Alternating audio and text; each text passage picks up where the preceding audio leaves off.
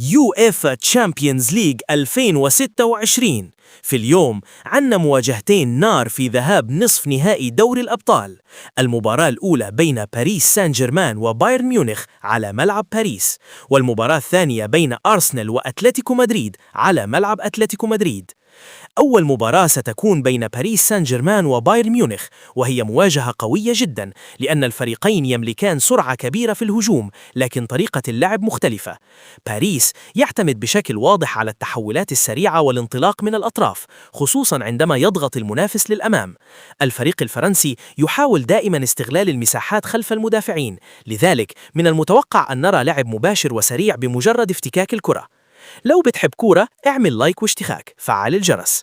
في المقابل بايرن ميونخ معروف بالضغط العالي والسيطرة على وسط الملعب، ويحاول دائما فرض أسلوبه من أول دقيقة. الفريق الألماني يحب الاحتفاظ بالكرة وبناء الهجمة بشكل منظم، مع وجود كثافة هجومية كبيرة داخل منطقة الجزاء. لكن مشكلة بايرن الأساسية قد تكون في المساحات خلف الدفاع، خاصة لو تقدم الظهيران كثيرا للأمام. المفتاح الفني لباريس سيكون في سرعة الأطراف والهجمات المرتدة. الفريق الفرنسي غالبا سيحاول امتصاص ضغط بايرن في أول ربع ساعة، ثم الاعتماد على الكرات الطويلة خلف المدافعين. ولو نجح باريس في التسجيل مبكرا، المباراة قد تتحول لصالحه بشكل كبير، لأن بايرن سيضطر للهجوم أكثر وترك مساحات أكبر. أما بايرن ميونخ فسيكون تركيزه الأكبر على السيطرة على وسط الملعب وعدم إعطاء باريس فرصة للانطلاق. الفريق الألماني يحتاج للضغط القوي على حامل الكرة ومنع تمرير الكرات السريعة للأمام. كذلك سيكون من المهم جدا أن يستغل بايرن الكرات العرضية والثابتة، لأنها قد تكون نقطة ضعف واضحة في دفاع باريس. المباراة متوقع أن تكون مفتوحة جدا، لأن الفريقين يمتلكان جودة هجومية كبيرة، وقد نشاهد أهدافا من الطرفين. لكن أفضلية الأرض والجمهور قد تعطي باريس دفعة بسيطة في الذهاب، خاصة أن المباراة على ملعبه. أما المباراة الثانية بين أرسنال وأتلتيكو مدريد فستكون مختلفة تماما من الناحية الفنية. أرسنال فريق يعتمد على الاستحواذ والضغط العالي والتحرك السريع بين الخطوط، بينما أتلتيكو مدريد يعتمد على التنظيم الدفاعي والانضباط التكتيكي واللعب على المرتدات. أرسنال سيدخل المباراة بهدف التسجيل خارج أرضه وعدم الانتظار للخلف.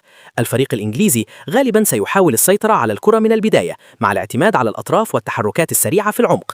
أهم شيء بالنسبة لأرسنال سيكون سرعة نقل الكرة وعدم الوقوف كثيرا أمام دفاع أتلتيكو، لأن الفريق الإسباني ممتاز جدا في غلق المساحات.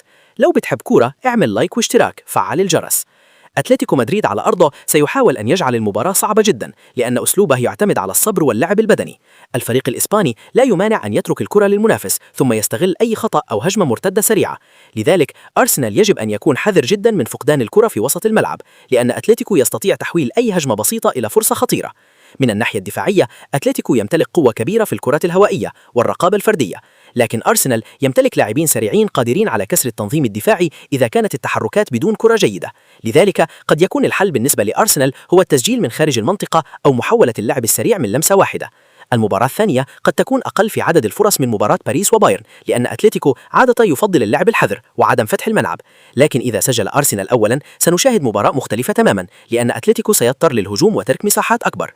بشكل عام مباراة باريس وبايرن تبدو أقرب لمواجهة هجومية مفتوحة ومليئة بالأهداف، بينما مباراة أرسنال وأتلتيكو تبدو أقرب لمواجهة تكتيكية تعتمد على الصبر والتركيز. وفي النهاية تفاصيل صغيرة جدا مثل خطأ دفاعي أو كرة ثابتة قد تحسم المباراتين.